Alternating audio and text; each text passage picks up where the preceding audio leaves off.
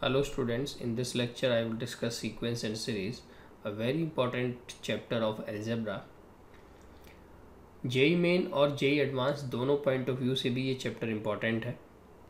Class 11th school point of view से भी ये चैप्टर काफ़ी इम्पॉर्टेंट माना जाता है। तो सबसे पहले बात करेंगे डेफिनीशन ऑफ ए सीक्वेंस की। सीक्वेंस क्या है? Sequence is defined as a succession of numbers which is formed according to some definite rule or definite pattern. Sequence क्या है? एक succession of numbers या set of numbers है जिसको हम किसी particular definite order में लिखते हैं और उस order में कोई definite rule follow होना चाहिए। For example, if I write few numbers, let's say 9, 17, 27, 39. So if we look at these numbers, succession of numbers, तो इस नंबर के सीक्वेंस में, इस नंबर के सक्सेशन में हमें एक पैटर्न फॉलो होता हुआ दिखता है। लाइक 9 से 17 का गैप, यानी कि डिफरेंस अगर हम देखें तो ये 8 का है। 17 to 27 this gap is 10, 27 to 39 this gap is 12. So on the basis of this difference we can definitely tell next number in this sequence. तो अगर ये 8, 10, 12 है, हम देख सकते हैं ये गैप 2 का चल रहा है, तो आइडियली नेक्स्ट गैप जो होगा वो गैप होना चाहिए 14 का। तो 14 के अकॉर्डिंगली यहाँ पर जो नंबर बनता है दैट इज़ 53 और 39 का गैप 14 है। सिमिलरली हम नेक्स्ट नंबर भी बता सकते हैं। अगर यहाँ 14 का गैप है तो नेक्स्ट गैप 16 का होगा, एंड सो। तो कोई भी सक्सेशन ऑफ नंबर जिसमें एक पर्टिकुलर पैटर्न फॉलो होता हो, एक डेफिनेट रूल फॉलो होता हो, तो वो पैटर्न ऑफ नंबर एक सीक्वेंस है। इन जनरल अगर हम बात करें जनरल वे में, तो अगर किसी पैटर्न में let's say T1, T2, T3, T4 ये कुछ पैटर्न बना रहे हैं, मान लेते हैं T1, T2, T3, T4 कोई पैटर्न को फॉलो कर रहे हैं, तो सीक्वेंस के लिए नोटेशन होता है Tn विद इन ब्रेसेस। ये सीक्वेंस का जनरल नोटेशन है। यहाँ पर जो Tn दिखाई देता है this stands for general term of A sequence. T1 first term, T2 second term, T3 third term, T4 fourth term and so on. तो इस सीक्वेंस के जनरल टर्म को डिनोट करने वाला टर्म है Tn।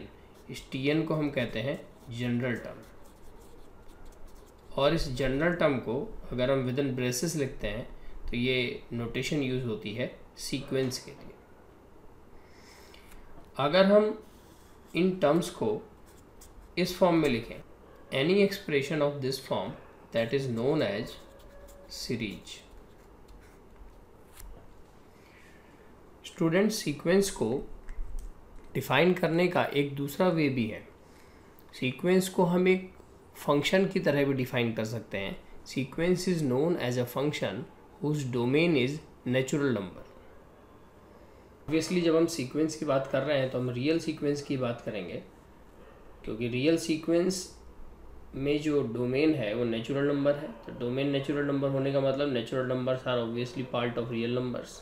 तो real sequence is a function whose domain is set of natural number और a subset of N. Student, अगर आपको फंक्शन का बेसिक आइडिया है तो फंक्शन में हम देखते हैं कि एक वेरिएबल का दूसरे वेरिएबल पर डिपेंडेंस रहता है। For example, if y equal to F of x is written somewhere, so we say y is a function of x। तो अगर fx कोई फंक्शन है x के टर्म्स में, तो वहाँ पर अगर हम x को रिस्ट्रिक्ट कर दें नेचुरल नंबर, तो वही फंक्शन जिसका डोमेन नेचुरल नंबर है एक सीक्वेंस का काम करता है।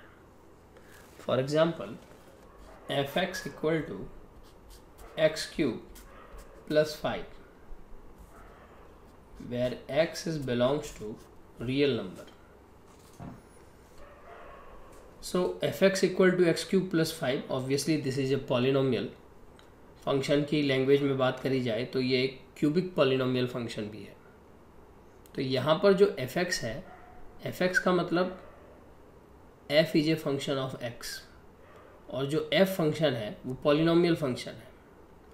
तो अगर हम इसे इस तरीके से लिखें y इक्वल टू fx, तो it means y is a function of x and that function of x is x cube plus 5 where x is a real number.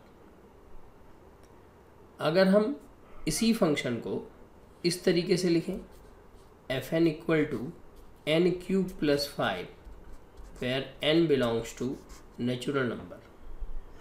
तो दोनों में डिफरेंस ये है, ये भी फंक्शन ऑफ x है, ये भी फंक्शन ऑफ n है। दोनों में डिफरेंस ये है, दोनों का टाइप सेम है, लेकिन यहाँ पर जो डोमेन x है वो रियल नंबर है, जबकि यहाँ इस वाले केस में x को हमने n से रिप्लेस किया है और n एक नेचुरल नंबर है। तो स्टूडेंट, सीक्वेंस एक ऐसा फंक्शन होता है जिसका डोमेन नेचुरल नंबर है। इसको हम इस तरीके से भी रिप्रेजेंट कर सकते हैं tn equal to N cube plus 5। तो अगर हमने tn equal to N cube plus 5 लिखा है तो tn means general term of sequence. For n equal to 1 we get t1 which means first term. So first term is 1 cube plus 5, that is 6. If we put n equal to 2, second term is 2 cube plus 5, so that is 13. n equal to 3, t3 which is called third term, that is 32 and so on. तो हम यहाँ पर देख सकते हैं कि हमें एक सक्सेशन ऑफ नंबर्स मिल रहा है 6, 13, 32, जो कि first term, second term, third term and so on रहेगा। और इस पूरे पैटर्न को, इस कंप्लीट पैटर्न को डिफाइन करने के लिए जो हमारा जनरल टर्म है tn, वो है n क्यूब प्लस 5। तो अगर हमें जनरल टर्म किसी भी सीक्वेंस का मालूम है तो उससे हम उस सीक्वेंस के डिफरेंट टर्म्स कैलकुलेट कर सकते हैं।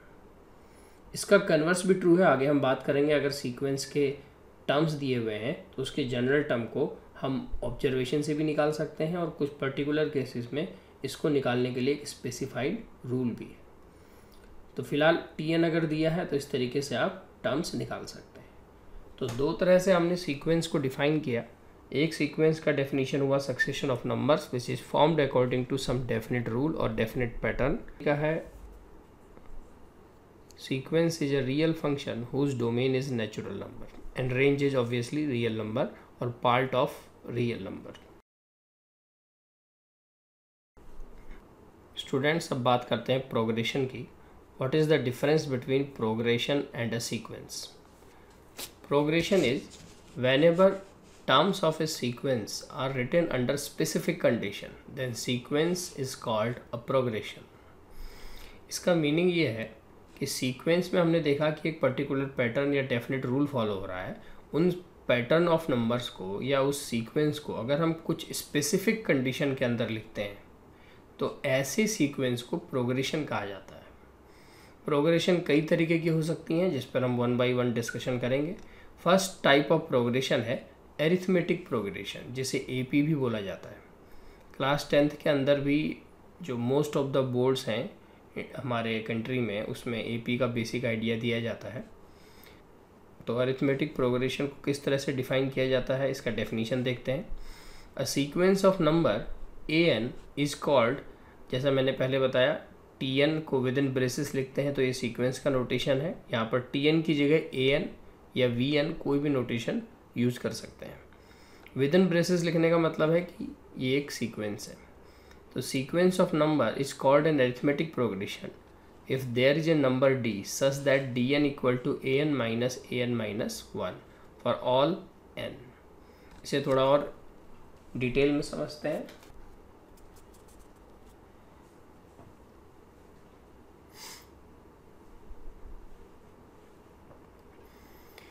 Arithmetic progression or AP means whenever each succeeding number या each succeeding term is increased or decreased by a fixed quantity.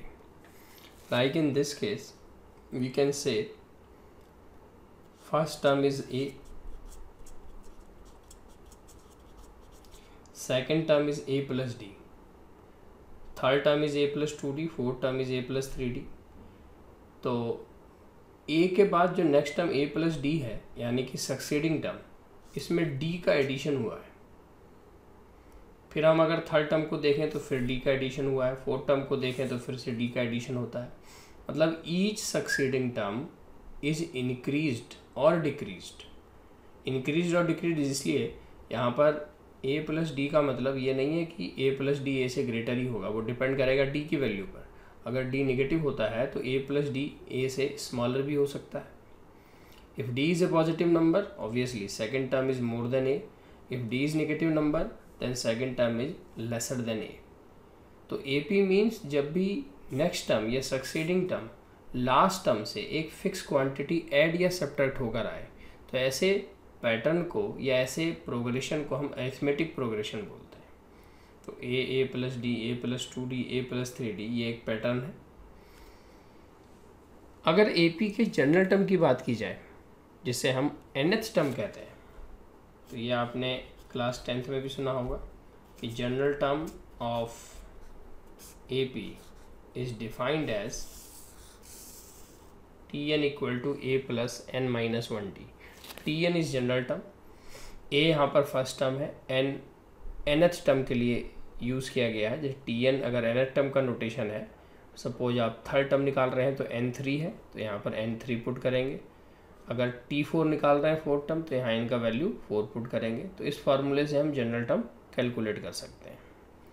अगर हमें लगता है कि ए पी के अंदर टोटल टर्म n ही टर्म है, means nth term is the last term, so we can also write this as equal to L, where L stands for last term। ये ध्यान रखें लास्ट टर्म Tn के लिए तभी use करना है जब उस प्रोग्रेशन में total number of term n हो और nth टर्म ही लास्ट टर्म। इस फार्मूले में जो d दिखाई देता है, जो डी बेसिकली ओरिजिनली यहाँ से आया है, ये डी का मीनिंग है common difference of A P. Common difference का मतलब है difference of T2 minus T1, second term minus first term, और third term minus second term and so on. A P में कोई भी दो सक्सेसिव टर्म का डिफरेंस थ्रू आउट कॉन्स्टेंट रहता है। जैसे आप यहाँ पर देख सकते हैं a plus d minus a plus 2d minus a plus d, a plus 3d minus a plus 2d। तो जहाँ तक भी ये ए पी चलता है सब केस में second term minus first term, third term minus second term, fourth term minus third term, ये डिफरेंस कांस्टेंट रहेगा। तो इसी थ्रू आउट कांस्टेंट डिफरेंस को डी यानी कि common difference of A P बोला जाता है। और ए जैसे मैंने बताया यहाँ पर फर्स्ट टर्म है और एन यहाँ पर nth टर्म को रिप्रेजेंट कर रहा है। बात करते हैं summation of first n terms की। अगर हम इस ए पी के टोटल n टर्म्स या सम ऑफ फर्स्ट n टर्म्स की बात करें तो उसका रिजल्ट ये है Sn। इसको रिप्रेजेंट करते हैं summation of first n terms. इसको दो तरह से रिप्रेजेंट किया जा सकता है। एक formula n/2 2a plus n minus 1 multiply D, और n/2 a plus l। Obvious है कि ये l लास्ट टर्म को रिप्रेजेंट कर रहा है। अगर इस l का वैल्यू यहाँ रिप्लेस कर देते हैं तो ये फार्मूला इसी रिजल्ट में कन्वर्ट हो जाता है। पहला प्रॉपर्टी देखते हैं। If Tn equals to an plus B then series so formed is an AP। मतलब अगर किसी सीक्वेंस का nth term constant into n plus b form का हो, b और ये दोनों कांस्टेंट हैं और ये n Tn वाला n है, तो इस तरह का कोई भी सीक्वेंस जिसका nth term an plus B, इसको लीनियर फॉर्म भी कह सकते हैं। Linear means 1 degree. तो इस तरीके की सीरीज जिसका जनरल टर्म इस तरीके का हो वो सीरीज ऑलवेज AP फॉर्म करती है। ये AP क्यों फॉर्म करती है, इसके लॉजिक को आप इस तरह से समझ सकते हैं।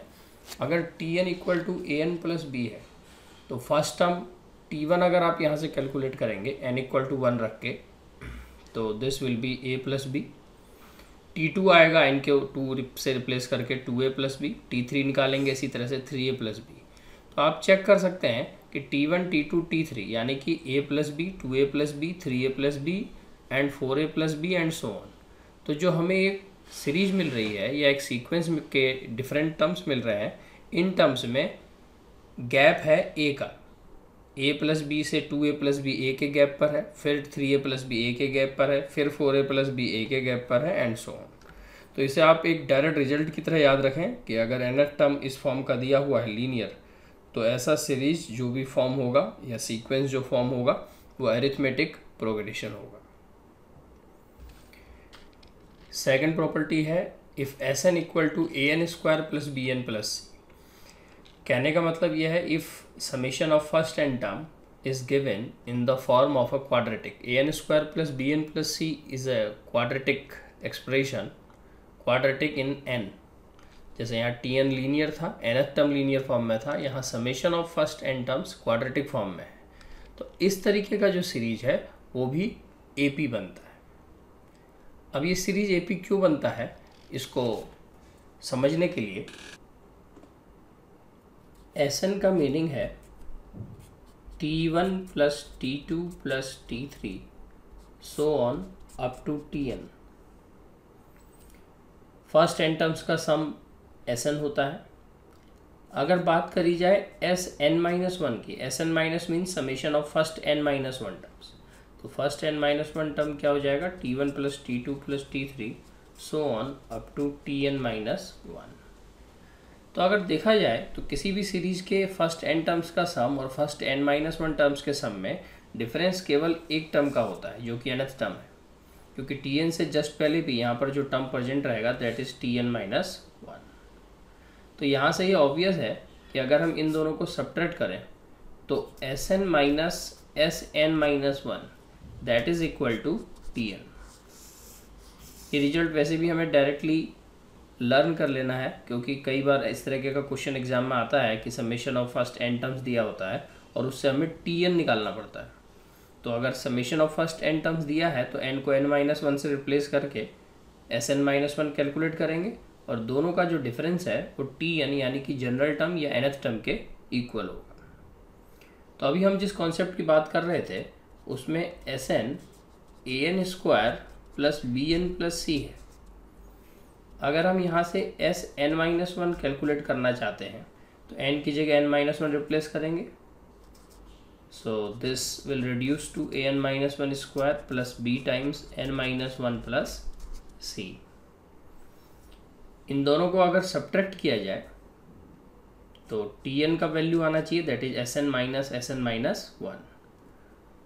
तो ये रिड्यूस हो जाएगा an square minus n-1 square plus bn cancel out, और ये जो माइनस b है प्लस b, और c भी कैंसिल हो जाएगा। n square minus n-1 whole square को हम फर्दर सिंप्लीफाई करके a square minus B square के फार्मूले से या डायरेक्ट भी लिख सकते हैं। तो n स्क्वायर यहाँ पर भी कैंसिल आउट हो जाता है, तो ये बनता है a into 2n-1 plus b। अगर हम इस फॉर्म को ध्यान से देखें nth टर्म के लिए, this is again linear in n, तो इसको हम इस तरीके से भी लिख सकते हैं that is equal to n times 2a plus b minus a। तो ये ऑब्वियस है कि इस केस में जो हमारा Tn आया है that is again constant into n plus constant. Previous property जो हमने भी देखा था कि अगर Tn किसी भी सीक्वेंस का या सीरीज का लीनियर फॉर्म में हो तो ऐसा सीरीज AP होता है। तो यहाँ से प्रूव होता है कि if Sn is given in quadratic form then that sequence और that series is again an arithmetic series और अरिथमेटिक प्रोग्रेशन। नेक्स्ट प्रॉपर्टी की बात करते हैं। एक इम्पॉर्टेंट प्रॉपर्टी है, इसकी हेल्प से भी कई ऑब्जेक्टिव क्वेश्चंस या इंटीजर टाइप प्रॉब्लम को हम इजी कर सकते हैं, या अगर 11th क्लास के स्कूल के टाइप के क्वेश्चंस की बात करें तो वहाँ पर कुछ प्रूव दैट के क्वेश्चंस होते हैं, उनको भी हम इस प्रॉपर्टी की हेल्प से ईजी कर सकते हैं। पहले प्रॉपर्टी को समझ लेते हैं। If every term of an AP is increase और decrease by the same quantity the resulting terms will also be in AP.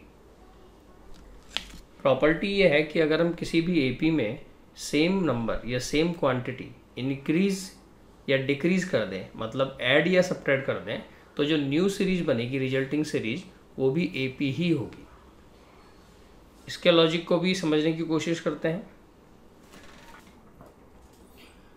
Suppose हम एक जनरल एपी लेट करते हैं, a plus d, a plus 2d, a plus 3d and so on, a plus n-1 into d. Total n terms हैं इस AP में। First term ए है, common difference d है। तो अगर हम इस सीरीज में ईच टर्म में एक फिक्स क्वांटिटी जो कि नॉन ज़ीरो है ऐड या सब्ट्रैक्ट करें, सपोज हम यहाँ पर फर्स्ट टर्म में लैम्डा एक क्वांटिटी ऐड करते हैं which is non zero quantity, और ये लैम्डा सभी टर्म्स में ऐड करना है प्लस लैम्डा। तो आप देख सकते हैं कि लैम्डा ऐड करने के बाद हमारी जो सीरीज है वो तो चेंज हो गई, लेकिन रहेगी अभी भी एपी ही, क्योंकि अगर हम कॉमन डिफरेंस की बात करें, दिस माइनस दिस और दिस माइनस दिस और दिस माइनस दिस, ये अभी भी डी ही है। तो इससे ये प्रूव हो जाता है कि कोई भी नॉन जीरो क्वांटिटी ऐड करने से या सब्ट्रैक्ट करने से, सब्ट्रैक्ट इसलिए क्योंकि लैम्डा एक नेगेटिव नंबर भी हो सकता है। अगर आप लैम्डा को नेगेटिव नंबर एज्यूम करते हैं तो it is equivalent to subtracting some fix non zero quantity. तो रिजल्टिंग सीरीज हमेशा एपी ही रहेगी। नेक्स्ट प्रॉपर्टी की तरफ चलते हैं।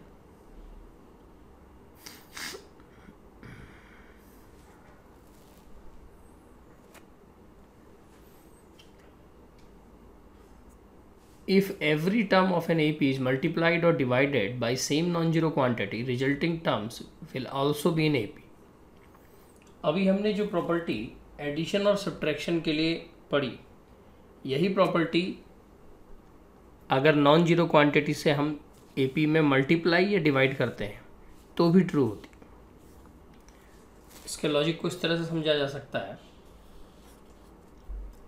सपोज A में हम किसी क्वांटिटी k से डिवाइड करते हैं, assuming that k is a non zero number, और इस सेम क्वांटिटी k से ईच टर्म ऑफ AP में डिवाइड करते हैं, तो ये सीरीज AP क्यों होगी? अगर हम second term minus first term करें डिफरेंस, तो कॉमन डिफरेंस d बाई के आएगा। दिस माइनस दिस करें तो भी कॉमन डिफरेंस d बाई के, दिस माइनस दिस करें तो भी d बाई के।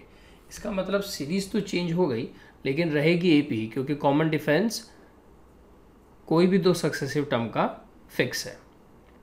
सेम प्रॉपर्टी हम मल्टीप्लाई के लिए भी एप्लीकेबल कर सकते हैं। सपोज हम डिवाइड के बजाय नॉन जीरो क्वांटिटी के से मल्टीप्लाई करते, तो ए के ए प्लस डी इंटू के, ए प्लस 2d इंटू के एंड सो ऑन। तो देख सकते हैं कॉमन डिफरेंस d इंटू के आता है, मतलब जो ओरिजिनल एपी का कॉमन डिफरेंस था उसमें k से मल्टीप्लिकेशन हो गया है। तो इन जनरल हम कह सकते हैं कि कोई भी नॉन ज़ीरो क्वांटिटी एपी में ऐड करने से, सब्ट्रैक्ट करने से, मल्टीप्लाई करने से या डिवाइड करने से एपी ही रहती है। सीरीज चेंज हो जाएगी लेकिन रहेगी AP.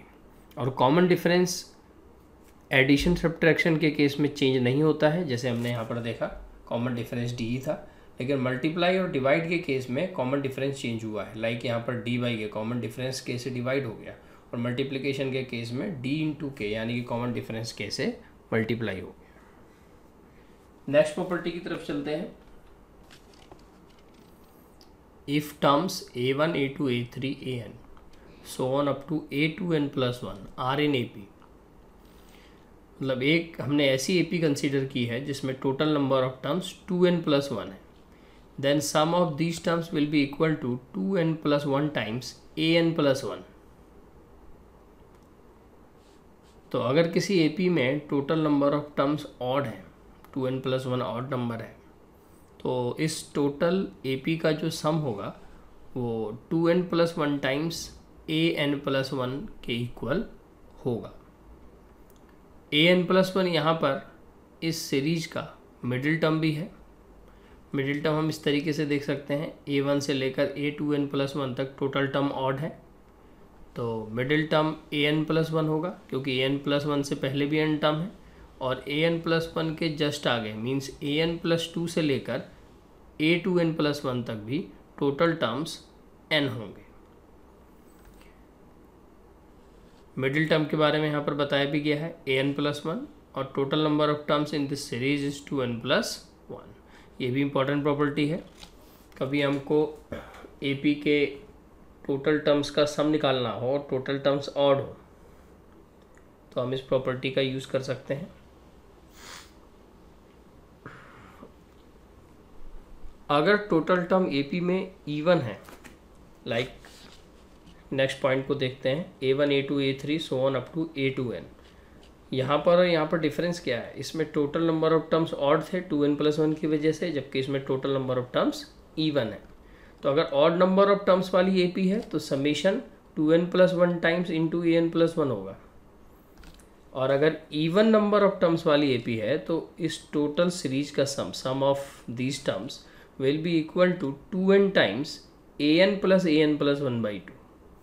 an plus an+1/2 basically जब किसी सीरीज में total number of terms even होते हैं तो मिडिल टर्म भी दो हो जाते हैं, एक an और एक an+1। फॉर एग्जांपल अगर किसी सीरीज में टोटल टर्म 10 है तो उसमें मिडिल टर्म 5th भी होगा और 6th भी होगा। तो उसी तरह से यहाँ पर मिडिल टर्म दो हैं, an और an+1, तो इन दोनों का एवरेज, जिसको एरिथमेटिक मीन भी बोलते हैं, जिसको हम बाद में अभी डिटेल में डिस्कस करेंगे, तो an plus an+1/2 multiply by 2n। तो इस तरीके से याद रखें, ऑड के केस में 2n+1 इंटू मिडिल टर्म, और इवन के केस में 2n मल्टीप्लाई बाई am या average of middle terms an plus an+1/2। Next point देखते हैं।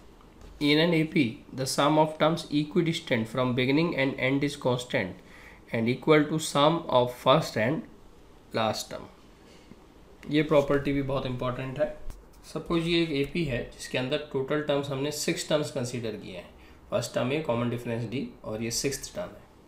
तो ये किसी भी AP का एक स्पेसिफिक प्रॉपर्टी है, एक स्पेसिफिक रूल है कि उसमें अगर बिगिनिंग और एंड से इक्विडिस्टेंट टर्म्स को देखा जाए, इक्विडिस्टेंट मीन्स स्टार्ट से पहला और एंड से पहला, दिस प्लस दिस, तो ये जो सम है फर्स्ट और लास्ट टर्म का, it is equal to second term plus second last term. Check कर सकते हैं, इन दोनों को अगर हम ऐड करेंगे तो 2a प्लस 5d आएगा, और इसको भी ऐड करने से 2a प्लस 5d आ रहा है।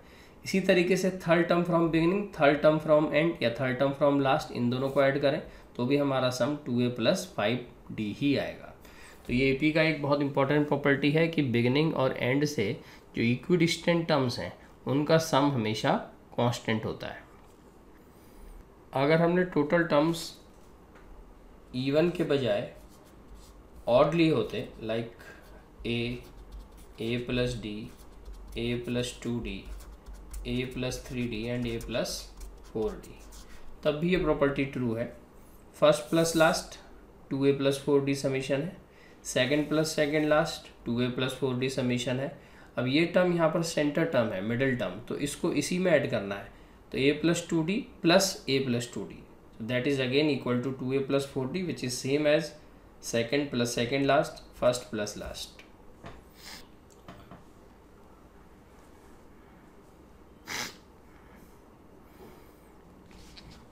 Sum and difference of corresponding terms of two APs will form an AP।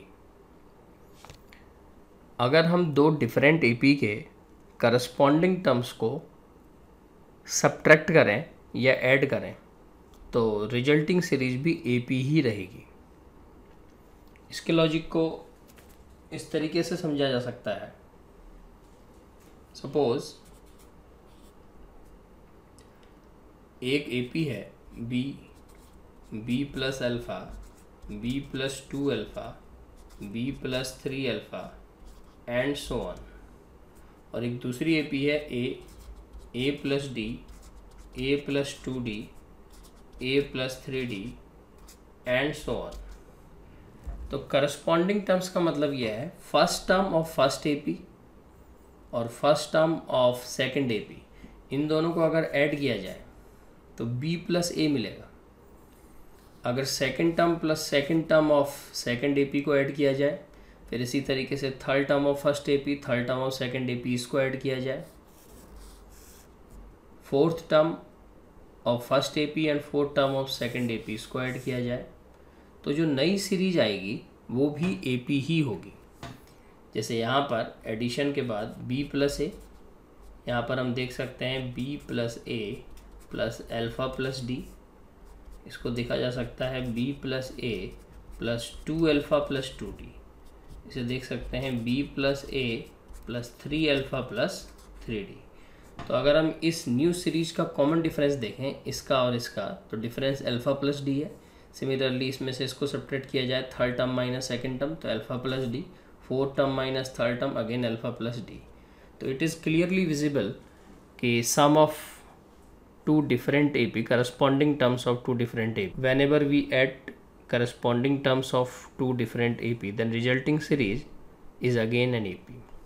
Same logic subtraction के लिए भी वैलिड है, क्योंकि अगर हम यहाँ पर एडिशन के बजाय इनको सब्ट्रैक्ट करें B minus A then B minus A plus alpha minus D, B minus A plus 2 alpha minus 2D, तो हम चेक कर सकते हैं कि उस केस में भी जो रिजल्टिंग सीरीज है या न्यू सीरीज है वो AP ही रहेगी। लास्ट पॉइंट स्टूडेंट, जो अभी मैंने थोड़ी देर पहले डिस्कस भी किया, nth term of an AP if summation of first n terms is given, तो Sn में से Sn माइनस 1 सब्ट्रैक्ट करके हमें Tn या An यहाँ पर nth term of an AP है, ये हम कैलकुलेट कर सकते हैं। n greater than equal to 2 लिखना इसलिए ज़रूरी है क्योंकि अगर हम n को 1 लेंगे तो S1 माइनस S0, तो S0 का कोई मीनिंग नहीं निकलता है। इस फॉर्मूले को वैलिड होने के लिए n का मिनिमम वैल्यू 2 होना चाहिए, तभी हम कह सकते हैं S2 minus S1 is equal to A2।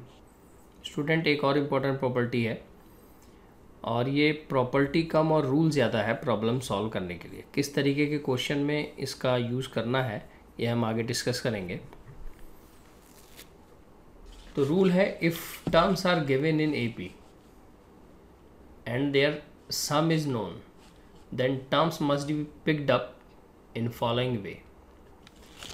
कहने का मतलब ये है कि अगर हमें AP के टर्म्स दिए हों और उनका सम नोन हो या समेशन ऑफ टर्म्स का यूज़ करना हो, तो ऐसे केस में ऑड नंबर ऑफ टर्म्स हैं या इवन नंबर ऑफ टर्म्स हैं, तो इसके अकॉर्डिंगली हम डिफरेंट टाइप के AP लेट कर सकते हैं। अगर ऑड नंबर ऑफ टर्म्स हैं, odd number of terms means 3 terms, 5 terms और 7 टर्म्स, तो पैटर्न इस तरीके का रहेगा, A माइनस डी, A और A plus D. Suppose 3 terms AP के अगर कंसीडर करने हैं तो हम इस तरीके की AP कंसीडर कर सकते हैं जहाँ first term A minus D होगा।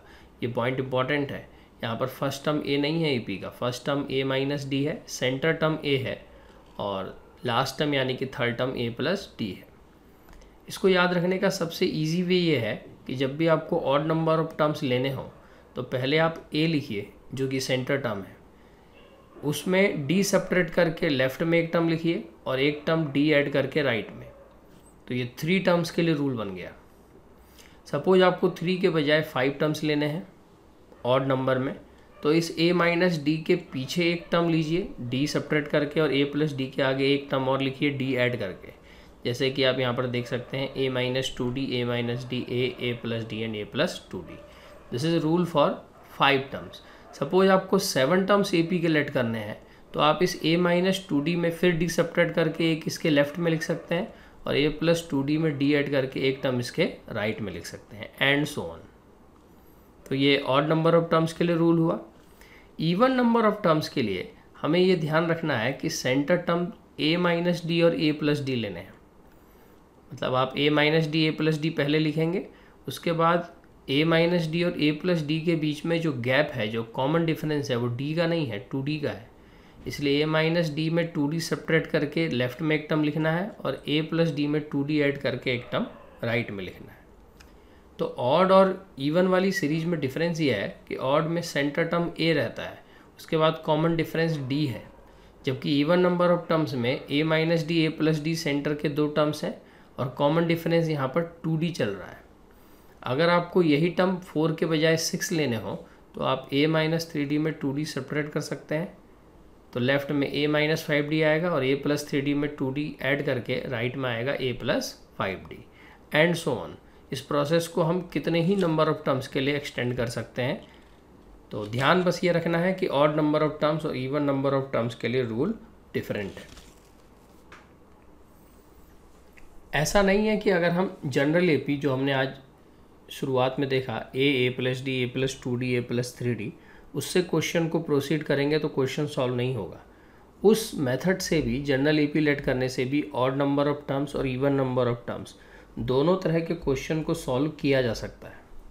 लेकिन ऐसा देखा गया है कि जिन क्वेश्चंस में ऑड या even number of terms clearly specified रहता है और समेशन ऑफ टर्म्स या प्रोडक्ट ऑफ टर्म्स की बात की जाती है, ऐसे केस में इस तरीके की सीरीज को लेट करना कैलकुलेशन पार्ट को इजी कर देता है। तो आप ये ध्यान रखें कि जब भी समेशन ऑफ टर्म्स या product of terms of AP करना हो तो इस तरीके की सीरीज को प्रीफर करें।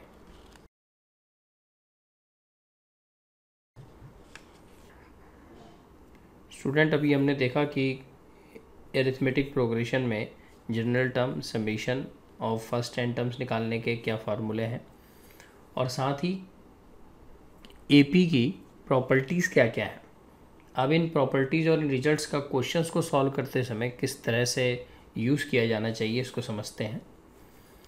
तो फर्स्ट प्रॉब्लम है, find the arithmetic progression consisting of 10 terms if sum of terms occupying the even places is equal to 15 and sum of those occupying the odd places is equal to 12.5। इस question को एक बार ध्यान से पहले पढ़ लीजिए आप लोग। हमें एक एपी फाइंड करनी है जिसके 10 टर्म्स हैं।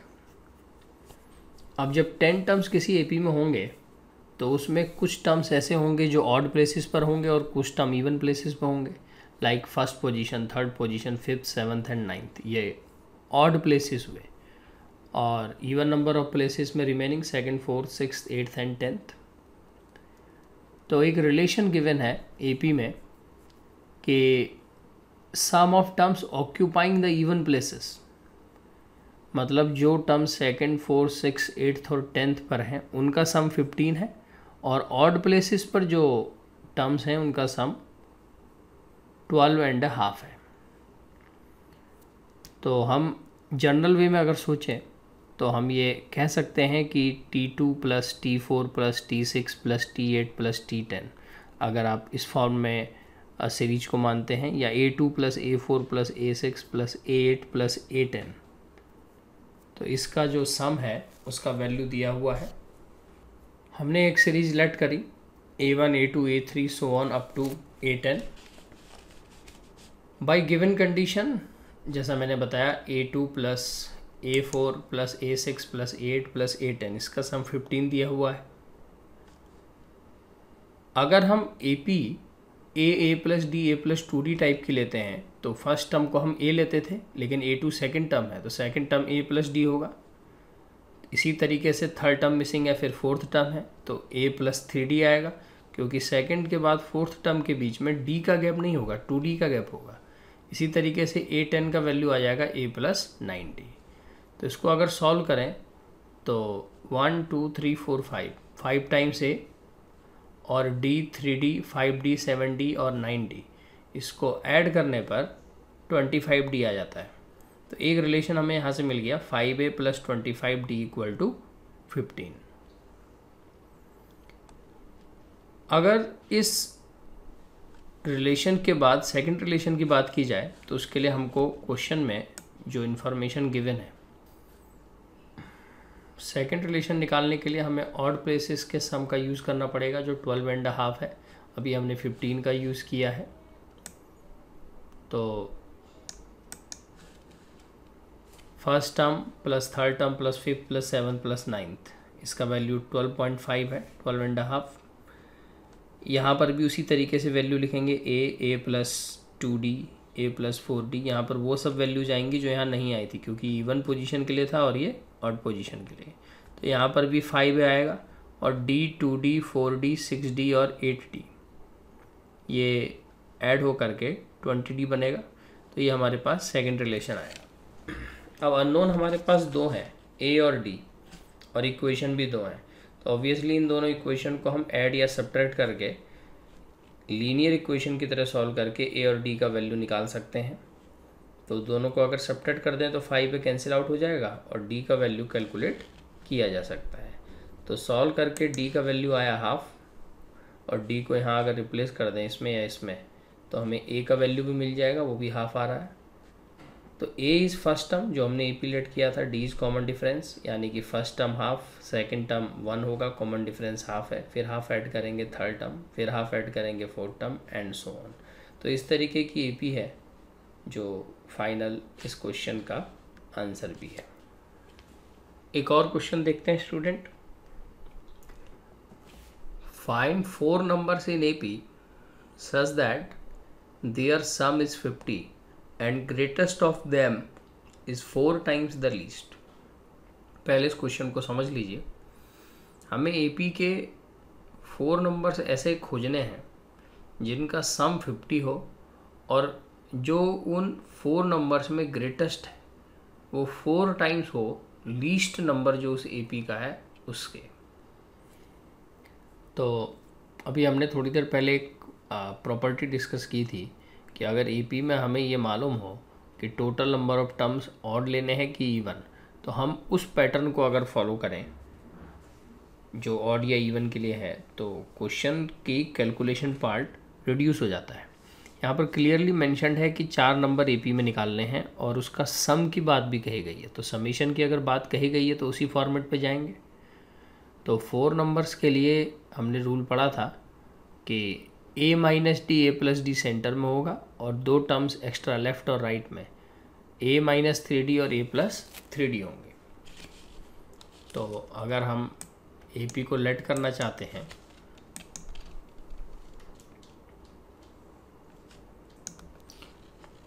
तो AP के टर्म्स यहाँ पर हम देख सकते हैं,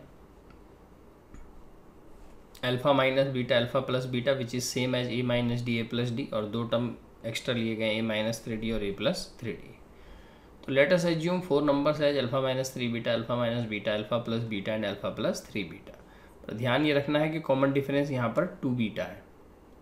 तो फर्स्ट रिलेशन समेशन 50 है, तो इन चारों नंबर्स को ऐड करके 50 के इक्वल करेंगे। उससे हमें एडवांटेज ये होता है कि ऐड करने पर 3 beta cancel out, beta cancel out, तो डायरेक्टली अल्फा का वैल्यू निकल जाएगा, which is 4 alpha equal to 50 means alpha is 25/2। Second relation ये था कि जो भी इनमें ग्रेटेस्ट होगा, तो ग्रेटेस्ट एज्यूम कर लेते हैं अल्फा प्लस 3 बीटा को। यहाँ पर ये भी ध्यान रखें कि ऐसा कोई ज़रूरी नहीं है कि ग्रेटेस्ट टर्म यही होगा, greatest term alpha minus 3 beta भी हो सकता है। वो डिपेंड करेगा कि बीटा पॉजिटिव है या बीटा नेगेटिव है। अगर हम बीटा को पॉजिटिव ले रहे हैं तो greatest value alpha plus 3 beta होगी और alpha minus 3 beta least value होगी। लेकिन अगर बीटा को आप नेगेटिव मान रहे हैं तो उस केस में ये वैल्यू लीस्ट है और ये अल्फा माइनस 3 बीटा ग्रेटेस्ट है। तो एज्यूमिंग दैट कि बीटा पॉजिटिव है, अल्फा प्लस 3 बीटा को ग्रेटेस्ट ले लेते हैं। तो this alpha plus 3 beta is 4 times least, यानी कि alpha plus 3 beta is equal to 4 multiplication alpha minus 3 beta. तो एक हमें और रिलेशन मिल गया अल्फा और बीटा में, जबकि अल्फा का वैल्यू हम पहले ही निकाल चुके हैं। तो ये अल्फा का वैल्यू अगर हम इस रिलेशन में पुट कर दें तो हमारा बीटा का वैल्यू भी कैलकुलेट हो जाएगा, और बीटा का वैल्यू कैलकुलेट करके आ गया 5/2। तो बीटा मालूम है, अल्फा मालूम है। अब इन दोनों वैल्यूज़ को यूज़ करके हम यहाँ पर 4 नंबर्स इन AP जो हमें फाइंड आउट करना है उसमें यहाँ पर वैल्यू रख सकते हैं। तो 4 नंबर अल्फ़ा 25/2 बीटा 5/2, तो 25/2 माइनस 15/2 यानी कि फर्स्ट नंबर 5 होगा। इसी तरीके से यहाँ और यहाँ चारों वैल्यूज आ जाएंगी 5, 10, 15 एंड 20। स्टूडेंट एक और एग्जांपल देखते हैं। If given numbers form an AP 1/b + c 1/c + a and 1/a + b, then show that a² b² c² are also in AP। तो 3 नंबर AP में दिए हैं और a² b² c² को AP में प्रूव करना है। अब हमें यहाँ पर ये ध्यान रखना है कि एक ट्रेडिशनल अप्रोच तो हमारे पास हमेशा है कि जब भी कोई AP गिवन हो तो उसके कॉमन डिफरेंस को इक्वल करें। Means second term minus first term equal to third term minus second term. कोई भी AP अगर दिया हो तो ये कॉमन डिफरेंस को इक्वल करके हम ऑलवेज एक रिलेशन बना सकते हैं। लेकिन वो रिलेशन इस पर्टिकुलर a² b² c² को हमें AP दिखाना है तो इनको AP में होने के लिए जो रिलेशन ज़रूरी है b² - a² equal to c² - b², उसके फॉर्म में रिड्यूस भी करना पड़ेगा। मतलब ये तीनों AP में हैं तो इसका डिफरेंस इक्वल करके एक रिलेशन आएगा, ये तीनों AP में हैं इसका डिफरेंस इक्वल करके एक रिलेशन आएगा।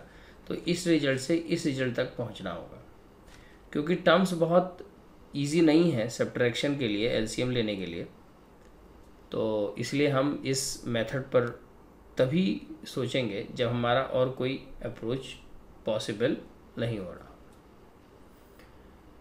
स्टूडेंट ऐसा देखा गया है कि जहाँ पर भी सिमेट्रिकल टाइप के टर्म्स AP में दिए होते हैं, जैसे यहाँ पर b + c है तो फिर नेक्स्ट उसी का सिमेट्रिकल c + a है, फिर a + b है।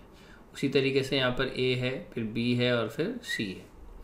तो ऐसे क्वेश्चन में उस प्रॉपर्टीज़ का भी हम यहाँ पर यूज़ कर सकते हैं जो हमने आज पढ़ा था कि AP में 4 operation addition, subtraction, multiplication, division किसी भी नॉन जीरो क्वांटिटी से करते हैं तो रिजल्टिंग सीरीज हमेशा AP रहती है।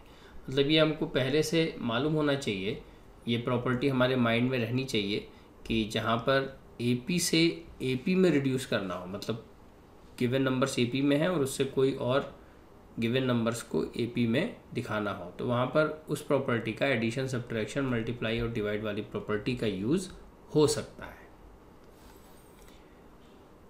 अगर हम यहाँ पर इन तीनों नंबर्स को, इन तीनों डेनोमिनेटर को देखें b + c, c + a और a + b, क्योंकि ये तीनों रेसिप्रोकल फॉर्म में है और जो रिजल्ट हमें लाना है उसमें तो डेनोमिनेटर है नहीं, तो इसका मतलब इसको डेनोमिनेटर से फ्री करना होगा। तो तीनों का जो कॉमन डेनोमिनेटर है b + c × c + a × a + b या LCM है, उससे हम इन तीनों नंबर्स में मल्टीप्लाई कर सकते हैं। अब क्वेश्चन उठता है कि AP में मल्टीप्लाई करना अलाउड है क्या? प्रॉपर्टी हमने जो पढ़ी थी, प्रॉपर्टी क्या थी? प्रॉपर्टी ये थी कि हम किसी भी AP में किसी फिक्स नॉन जीरो क्वांटिटी से अगर मल्टीप्लाई करें तो रिजल्टिंग सीरीज चेंज हो जाएगी लेकिन रहेगी एक AP ही। तो अगर हम यहाँ पर b + c × c + a × a + b से मल्टीप्लाई करते हैं तो उस केस में ऑब्वियसली हमें ये एजम्पशन लेना पड़ेगा कि ये तीनों नॉन ज़ीरो है, पर ये तीनों में से कोई ज़ीरो हो भी नहीं सकता क्योंकि अगर ज़ीरो होगा तो फिर ये टर्म ही अनडिफाइंड हो जाएगा। तो फर्स्ट स्टेप होना चाहिए b + c × c + a × a + b से इन तीनों में मल्टीप्लाई करें और मल्टीप्लाई करके यहाँ से b + c कैंसिल होगा, यहाँ से c + a, यहाँ से a + b और क्वेश्चन में डेनोमिनेटर ख़त्म हो जाएगा। जो भी वैल्यूज आएंगी वो न्यूमरेटर में आएंगी।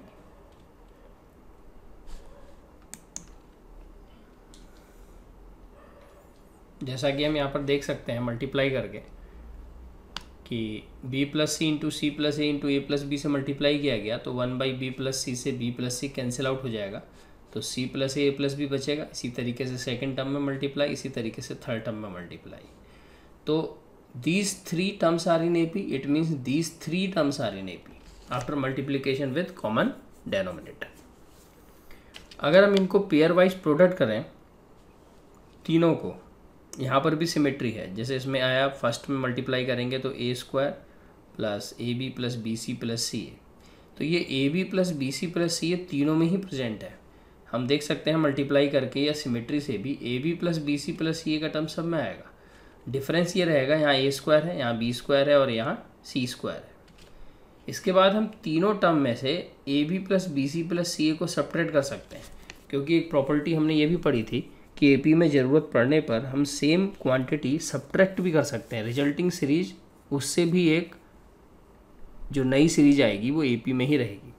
तो अगर हम तीनों से a b plus b c plus c a subtract कर दें तो a square b square c square बचता है, और ये भी ए पी में आएगा बाय यूजिंग दैट प्रॉपर्टी। तो इसमें हमने दो तरह के ऑपरेशन लगाए। पहले कॉमन डेनोमिनेटर से मल्टीप्लाई किया, तो multiply by non zero quantity in each term, resulting series again an A P, and after simplification a b plus b c plus c a, that is common term which is present in all three.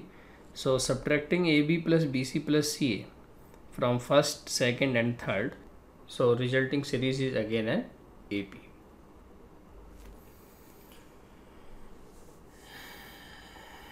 Next problem देखते हैं. If summation of first three terms of an AP is 27 and summation of their squares is 293, find absolute value or modulus of S15. AP के 3 term का सम दिया है और उनके squares का सम भी गिवन है, और S15 का मॉडुलस कैलकुलेट करना है. क्योंकि 3 terms means odd number of terms, तो अगेन समीशन की बात भी कही गई है, तो हम यहाँ पर वही सीरीज़ यूज़ करेंगे जो ऑड नंबर ऑफ टर्म्स के लिए हमने अभी थोड़ी देर पहले पढ़ी है. तो 3 terms means we can assume 3 terms of an A P as a minus d, a and a plus d.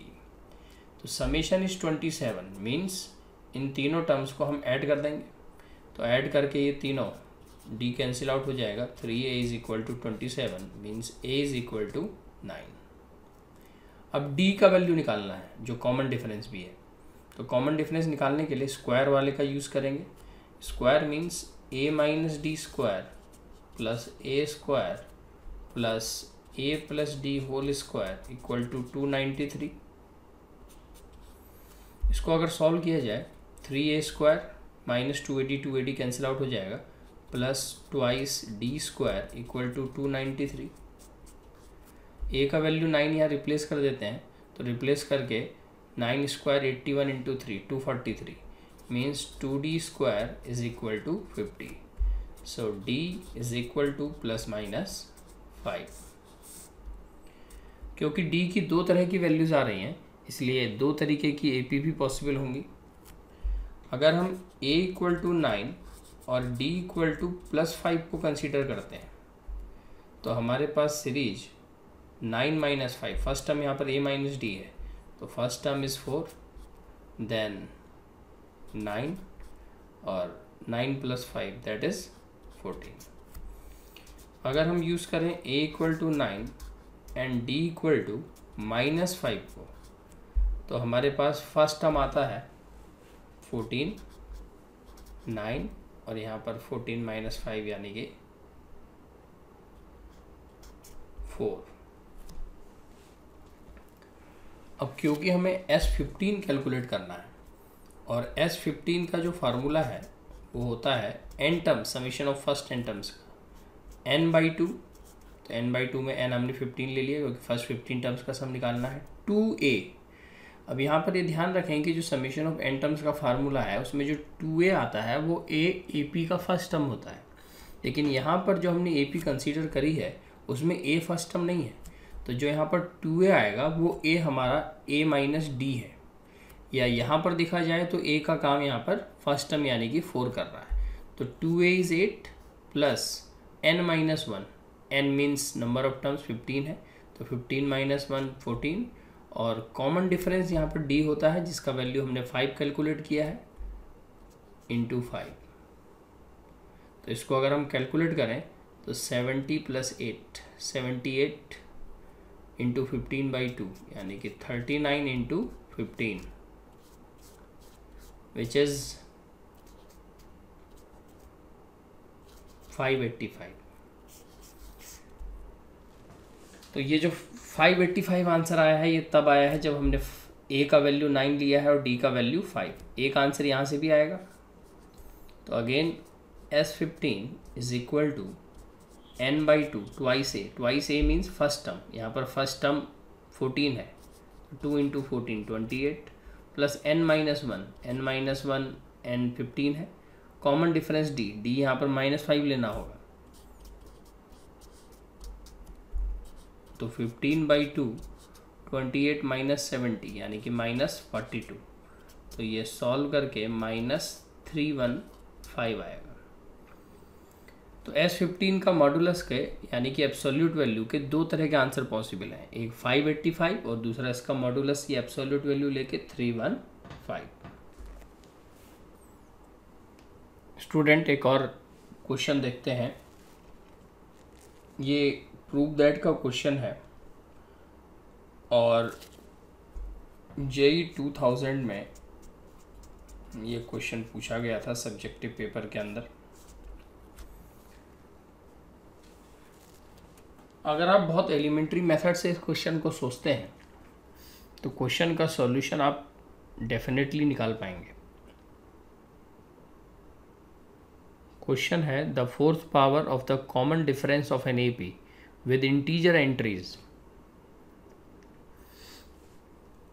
AP का कॉमन डिफरेंस का fourth power with integer entries means AP के अंदर जो भी नंबर्स हैं या जो AP के टर्म्स हैं वो सब इंटीजर है। तो अगर कॉमन डिफरेंस का फोर्थ पावर ऐड किया जाता है product of any 4 consecutive terms of it, सबसे इंपॉर्टेंट यहाँ पर ये है any 4 consecutive terms of it, मतलब जो AP हमें कंसीडर करनी है उसमें 4 कंज्यूकेटिव टर्म्स लेने हैं। तो ऑब्वियस है कि हम a + d, a + 2d और a + 3d को प्रीफर नहीं करेंगे। जब 4 की बात करी गई है यानी कि इवन नंबर, तो हम टर्म्स लेंगे a - 3d, a - d, a + d and a + 3d। ये 4 कंज्यूकेटिव टर्म्स हो गए AP के। इसका प्रोडक्ट लेना है, प्रोडक्ट मीन्स मल्टीप्लिकेशन। इस प्रोडक्ट में ऐड करना है fourth power of common difference. जैसा मैंने थोड़ी देर पहले बताया भी था कि यहाँ पर कॉमन डिफरेंस d नहीं होगा, कॉमन डिफरेंस यहाँ पर 2d होगा। तो उस कॉमन डिफरेंस 2d का फोर्थ पावर इज एडेड, इसको ऐड कर देना है इस प्रोडक्ट में। और ये मेंशन्ड है कि जो भी यहाँ पर हमने एंट्रीज ली हैं a - 3d, a - d, a + d और a + 3d, ये सब इंटीजर्स हैं। यहाँ पर एक बात समझने वाली है कि a और d इंटीजर है, इस बारे में कुछ नहीं कहा गया है। एंट्रीज इंटीजर है, entries means this is 1 entry या फर्स्ट टर्म भी आप इसको कह सकते हैं, या जहाँ से भी आपने AP स्टार्ट किया है। This a - d is again N integer, a + d again an integer, a + 3d is again N integer. a और d के बारे में कुछ स्पेसिफाई नहीं किया गया है। तो हमें ये प्रूव करना है कि जो भी इसको सॉल्व करके आएगा that resulting sum is square of an integer. अब इस पैटर्न का एक एडवांटेज भी यही है कि अगर हम इस प्रोडक्ट को सॉल्व करें तो ये इसके साथ और ये इसके साथ इजीली मल्टीप्लाई हो जाएगा। सो अब इस फॉर्मेट का एडवांटेज यही है कि अगर हम a - 3d को a + 3d से मल्टीप्लाई करें और a - d को a + d से, तो कैलकुलेशन भी थोड़ा इजी हो जाएगा। a² - 9d² and a² - d² plus 16 times d⁻⁴। इसको मल्टीप्लाई करते हैं, a4 - 10a² d² 9d4 + 16d4 that is 25d4। Clearly visible है कि ये a² - 5d² का होल स्क्वायर है। a - b होल स्क्वायर से आप इसको देख सकते हैं। अब इसमें इंपॉर्टेंट पॉइंट ये है कि हमें प्रूव करना था resulting sum is square of an integer. Resulting sum square form में तो आया, लेकिन ये प्रूफ कंप्लीट नहीं हुआ है, क्योंकि स्क्वायर आने का मतलब ये नहीं है कि ये वैल्यू भी इंटीजर होगी। अभी हमें ये भी प्रूव करना होगा कि जो इनसाइड क्वांटिटी है विद इन ब्रैकेट ये एक इंटीजर है। Means we have to prove that a² - 5d² is an integer. इसको हमें कोई इंटीजर दिखाना है। A square minus 5d square integer easily आ जाता अगर हमें ये गिवन होता कि ए और डी इंटीजर है, लेकिन ये मेंशन नहीं है कि ए और डी इंटीजर है। मेंशन ये था कि ये एंट्रीज इंटीजर है। तो इसका मतलब ए स्क्वायर माइनस 5d स्क्वायर को कुछ इस तरह से स्प्लिट करना होगा कि ये इसके जैसा नज़र आए। तो अगर हम ए स्क्वायर माइनस 5d स्क्वायर को थोड़ा सा चेंज करें और इसको लिखें a square minus 9d square plus 4d square. 9d square लिखने का लॉजिक ये है क्योंकि a square minus 9d square a minus 3d और ए प्लस 3d फॉर्म में रिड्यूस भी हो जाएगा। So we can write this as a minus 3d into a plus 3d plus 2d whole square. अब हम कह सकते हैं कि ये इंटीजर होगा क्योंकि a माइनस 3d और a प्लस 3d ये दोनों तो इंटीजर एंट्रीज गिवन ही है। जहाँ तक 2d का सवाल है तो 2d इस सीरीज का कॉमन डिफरेंस है। जब एंट्रीज इंटीजर हैं तो इनका जो कॉमन डिफरेंस होगा वो भी इंटीजर होगा। Integer minus integer is integer. So finally we can say that a minus 3d, a plus 3d and also 2d, integer into integer plus integer square. So finally this value is an integer. तो ये prove हुआ कि जो भी ये resulting सम था ये square of an integer होगा। स्टूडेंट, हमने इस लेक्चर में ये देखा कि एपी के क्या प्रॉपर्टीज़ और स्टैंडर्ड रिजल्ट्स हैं और किस तरीके से प्रॉब्लम सॉल्व करते समय इन रिजल्ट्स या इन प्रॉपर्टीज़ को क्वेश्चंस में यूज़ किया जाता है। एपी पर हम अपने नेक्स्ट लेक्चर में और भी क्वेश्चंस डिस्कस करेंगे, लेकिन उससे पहले डिफरेंट टाइप ऑफ प्रोग्रेशंस जो है like geometric progression, harmonic progression and arithmetical geometric progression, इन पर डिस्कशन करेंगे। फाइनली हम मिक्स्ड टाइप के क्वेश्चंस, क्योंकि जेई के अंदर जो क्वेश्चन आता है वो ऐसा कोई ज़रूरी नहीं है कि एपी का या जीपी का या एचपी का ही हो, मिक्स्ड टाइप ऑफ प्रॉब्लम भी हो सकता है। इसलिए पहले different type of progression cover करेंगे, उसके बाद इस पर मिसलेनियस टाइप ऑफ क्वेश्चंस पर हम डिस्कशन करेंगे। इन्फॉर्मेशन ऐसे स्टूडेंट के लिए है जिन्होंने अभी तक मेरा चैनल सब्सक्राइब नहीं किया है। मेरा चैनल है IMRA एडुकेयर, तो इस चैनल को आप सब्सक्राइब कर लीजिए। इसमें वीडियो सेक्शन के अंदर आपको कुछ टॉपिक के लेक्चर्स भी मिलेंगे। क्लास 11th के स्टूडेंट के लिए first lecture sequence and series है जो आपने अभी पढ़ा है। इसके अलावा क्लास 12th के स्टूडेंट के लिए फर्स्ट चैप्टर है इनवर्स ट्रिग्नोमेट्रिक फंक्शन, जिसके 2 लेक्चर ऑलरेडी अपलोड हो चुके हैं।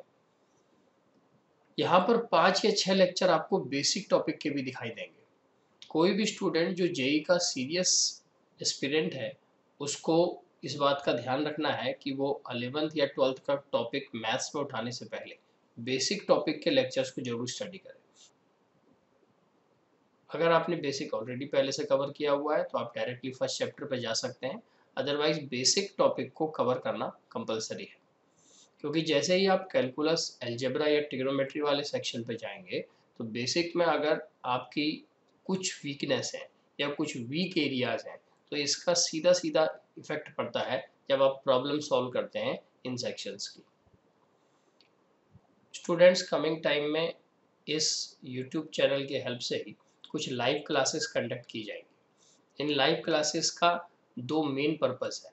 फर्स्ट पर्पस है कि जो टॉपिक यहाँ पर जेई के हम कवर कर चुके हैं इनके प्रॉब्लम प्रैक्टिस सेशन, ये problem practice session class 11th के स्टूडेंट, क्लास 12th के स्टूडेंट और ऐसे स्टूडेंट के लिए भी होंगी जो केवल बोर्ड पर फोकस कर रहे हैं। दूसरा, इन लाइव क्लासेस की हेल्प से हम डाउट क्लियरिंग सेशंस भी इस चैनल पर कंडक्ट कराएंगे।